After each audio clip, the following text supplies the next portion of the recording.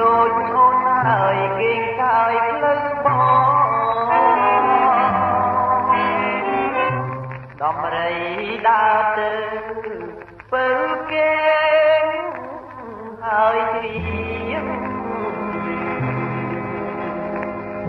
នេះខ្មៅចង់លៀងរឿងណែនច្រៀងរាប់ជួបនំជ្រោះជ្រៅវាលផងដូចអូននឹងបងមួយចងណែ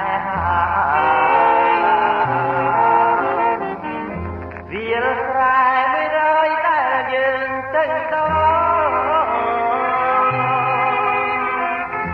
ចិនដាកងវល់រអោបថ្មដាអក្សរចរិតតាំងពីដូនតា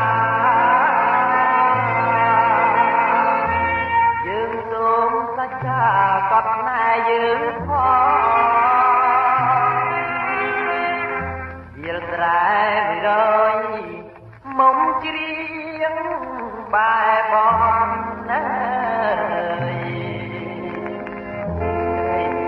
ដូចតន់បន់សូមជួបមកសៃឡាចរិតយើងផងថាយើងណែចងចិត្តតែមួយ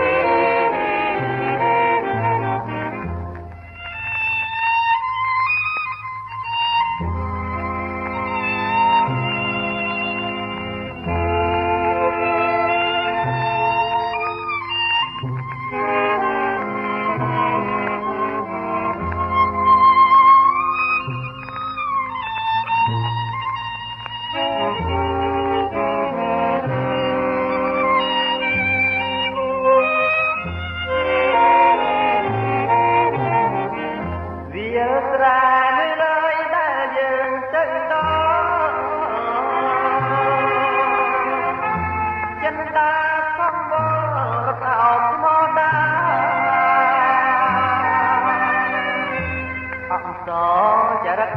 តាំងពីដូនតាយើងសូមសច្ចាកត់ណែយើងផងវាលស្រែមួយរយមុំជ្រៀងបែបនណាស្រីជាវដូចតន់បន់សូមជួបបងសៃឡាចរិតយើងផងថាយើងណែចងចិត្តតែមួយ